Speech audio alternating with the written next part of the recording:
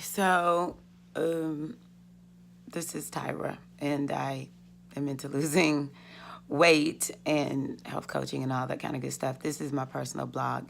I'm just logging a moment on my journey.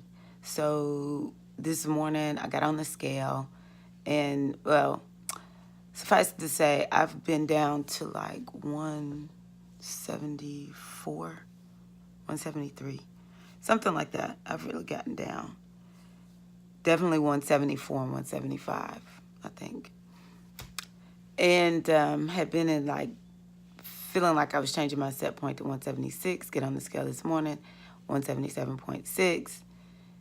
And part of the reason I feel like I got down low before was because I had told myself, I don't care about losing weight. I'm not going to care about the number on the scale. What I'm going to focus more on is what I'm doing. And of course, as the numbers start going down, I start caring about the number on the scale.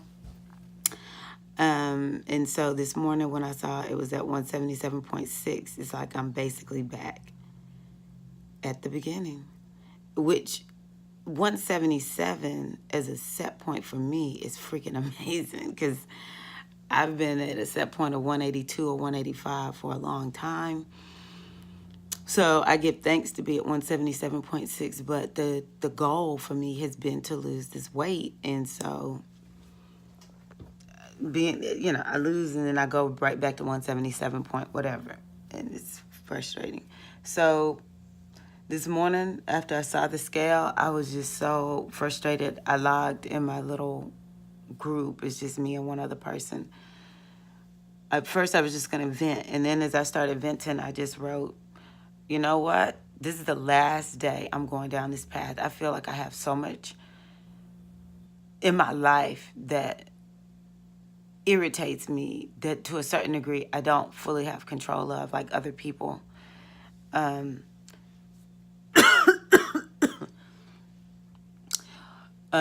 What I do have control over is my reactions to things. And so I just decided today, and this is my new way.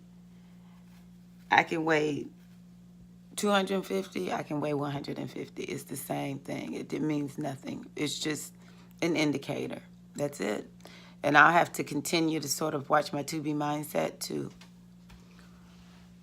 remind myself of the thing with how to really, just to keep myself clear on, because the weight indicates something. Once I get down to my goal weight, if I start creeping back up, it's an indication of something. But I think that if I focus more on doing what I'm supposed to do in terms of my health behaviors and my wellness lifestyle and just all the things that I know got me in this predicament, I probably won't have to care too much about that weight. Instead of me like, oh, my weight's going up, it'll be like, okay, well, I know that I did this and I did that and I did this and I did that. But what I have to do is separate the scale. Like I'm doing what I think is the right thing, and the scale doesn't go down or it even goes up. I have to I'm taking my power back from the scale. I am taking my power back from this world that has said that number means something. I'm so upset right now. But I'm taking my power back from the scale. I'm taking my number back from society and its dictates on my life. I'm taking my power back from all this BS that people put out about the best way to eat. I love animals, but guess what? Vegetarians. And I was a vegetarian for 8 years before I had kids. And then after that, my health just went downhill. I've never been able to eat like a vegetarian again. That's something else. As soon as I go vegetarian, my weight goes up. I don't understand it.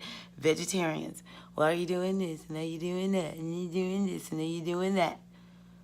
And I love vegetarianism. I prefer to not eat animals, but guess what? I'm going to give thanks for that animal's life. I'm going to try to buy the most best treated animal products that I can, because I'm not gonna let my weight go downhill. Not for that. No, and I don't even eat a lot, because my favorite thing in the world to eat right now is vegetables. Vegetables treat me so well. I love vegetables.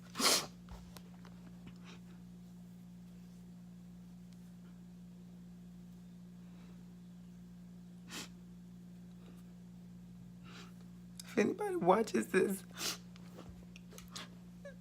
people don't understand the stress of weight loss, and those of us that struggle with it, I don't care what anyone says, we need to see it as a journey to a healthier, better us. And we have to take our power back from caring about what that number on the scale says. We have to take our power back from the judgment that people have of fat people, and I'm not even fat. I'm overweight. But I tell you, my biggest weight, I think I was definitely in the category of fat. And so, but because I teach fitness, I don't know. It's like I have this ability, and I have big bones. I'm not super tall. I'm about 5'6.5". I'm not super tall. So I have an ability to carry my weight well. And when I hear people, like, if they get mad at somebody, they're like, that person's fat ass. It's like, how could you be so cruel to talk about somebody's weight? Because being overweight is not easy. We need to have compassion for people who are overweight. And the first time I had problems losing weight after I had my second son, it made me very sensitive to the stress and the struggle of weight loss when it doesn't come easy. This time, I'm telling you, I have so much compassion for people who are overweight. It is one of the hardest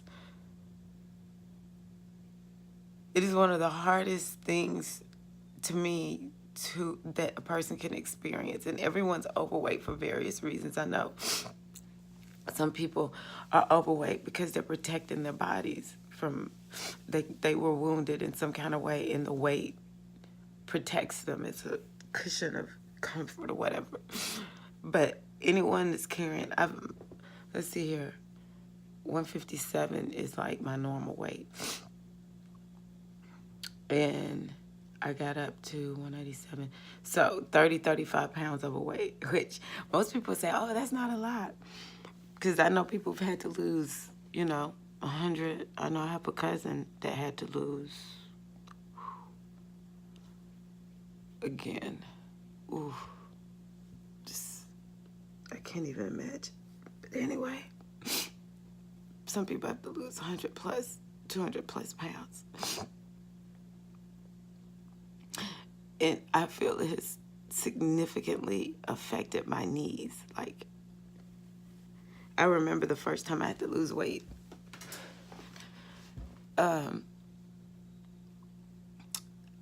Once I got lighter, I was like, oh, my knees feel so much better. Probably a lot of women who gain quite a bit when they're pregnant feel it on their knees. And so,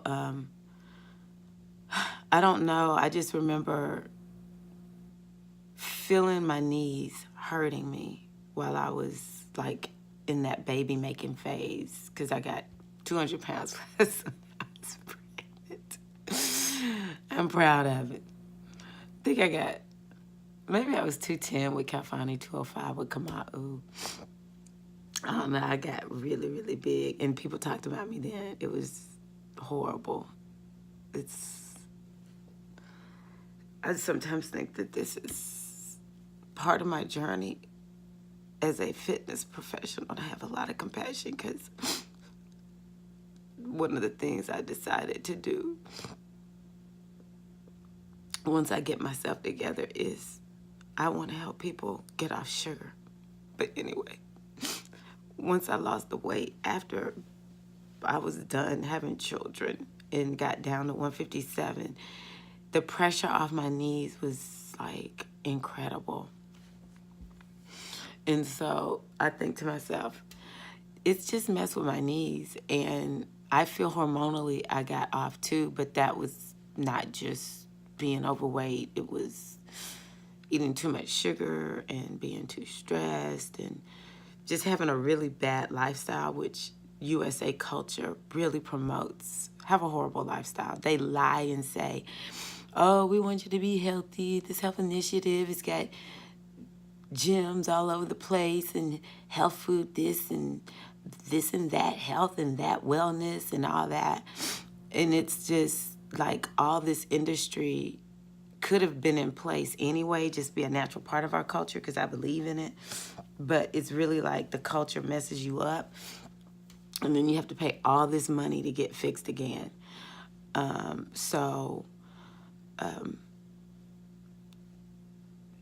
know that my hormones got thrown off by more than just the weight, but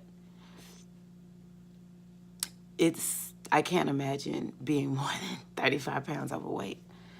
I knew either I had to turn things around or I was going to become somebody different if I went up even 5 more pounds.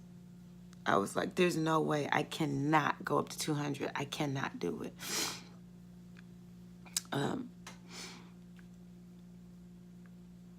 And I will say something I like about this time is the one thing that I am adamant about now is sugar. It's taken me a minute.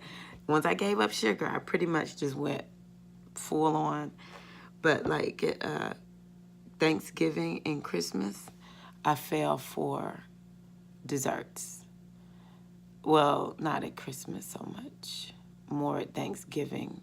And Thanksgiving wrecked me because I ate that sugar. It was cake. And that's when I said, oh, I'm not making the same mistake Christmas, because I think I had been at like 177, 178, probably 178. And I got back up from like a week. And not even a week, just a few days. But I just ate way more sugar than I should have. I got from 178 like up to 182. And I got back down to 178 by Christmas. And I was like, there's no way I'm missing this. I don't think have I had anything sweet? I don't think I've had anything sweet. And even things like quinoa. Oh, eat quinoa. That's why I can't be a vegetarian, because I can't eat things like quinoa. If I do, it has to be like maybe a half a cup. It's like sprinkled onto my food. I cannot eat rice and quinoa and bread and pasta and, even the healthy whole grains. To me, the only consistent carby type food I can eat is beans. And some people think beans are bad for you, but everybody has a different body style. I would never tell anybody don't eat this or don't eat that. The only thing I will say that people should not eat is sugar. That's absolute. Now, when I say sugar, I'm talking about foods with a lot of added sugar. And even with things like fruit, that sugar should stay. That vegetables should be our main thing. Now, I'm not saying it should be cooked or raw, but I'm just saying if I say what people should or shouldn't eat, I would say don't eat processed sugar. Don't even eat honey or agave nectar. Maple syrup, all that's, a little bit every now and again is okay, but if I'm radical about anything, it's sugar. And it's not so much sugar, it's the effects of sugar on the body, the insulin. That has turned my life around, keeping insulin low, which is why I gave up Sugar, I rarely eat fruit now. I don't use honey. I don't use, I would say if I eat anything sugary, sometimes I use a little bit of maple syrup. But that's like, I don't even think it's once a month. My thing is no maple syrup because I love maple syrup. But, you know, if I need dessert, I might eat dark chocolate or, you know, like a little piece of fruit, low glycemic index fruit. And then the other thing I would say is we should all eat vegetables. If I come down on anything like everybody should do this, everyone should eat vegetables. Even if you just put it in a blender and just, you know, like not put it in something like a Vitamix and mix it all up and just add something, some type of fruit to make it sweet, just to get it down, you know.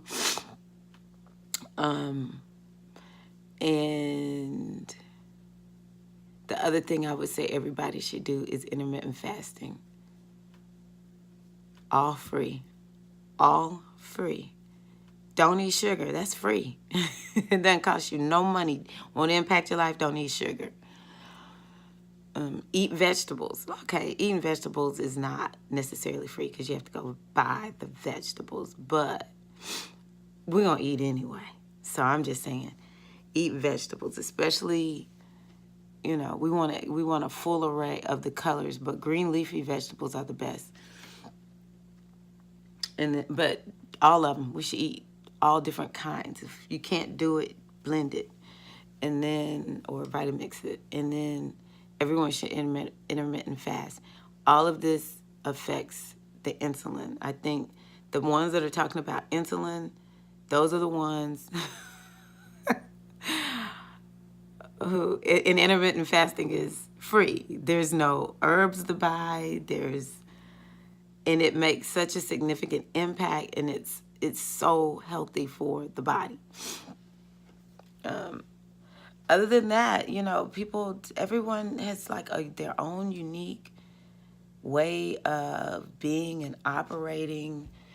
You know, there's some people who won't eat meat, and then there's people who will go like hunt their meat and eat it, or some people just want to do pescatarian, and, you know, some folks want eggs, some folks don't want eggs. I'm not even opposed to dairy now. I'm not trying to eat a lot of dairy. I'm not big on dairy, but every now and again, I just feel like I just need to eat some dairy, you know? Some people, they absolutely cannot, or they don't want to, you know, for whatever reason. That's cool. I just feel like all the rest of it is up to our own. Some people want to do weights. Some people don't want to do carbs. Some people want to do yoga. You know, I do feel in fitness we really do need a balance. So that's something I will say. We shouldn't just do cardio. That's ridiculous. People who lift weights, you know, that's great. But baby, you got to work that heart muscle.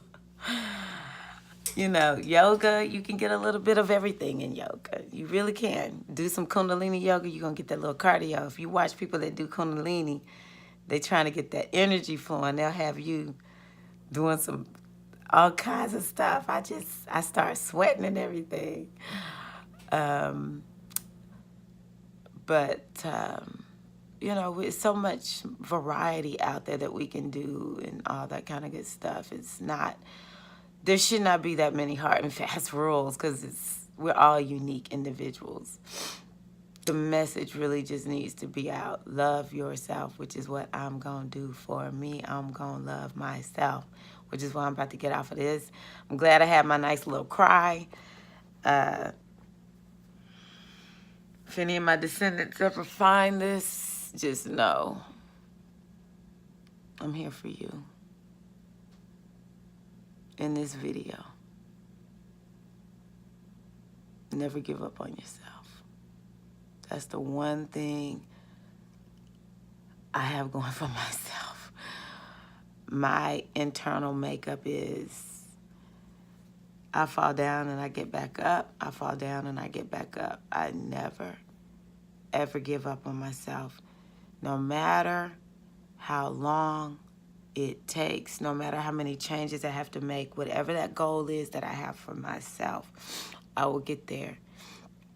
But the ultimate goal for me at this point is love myself, because my weight issue stems from self-abuse.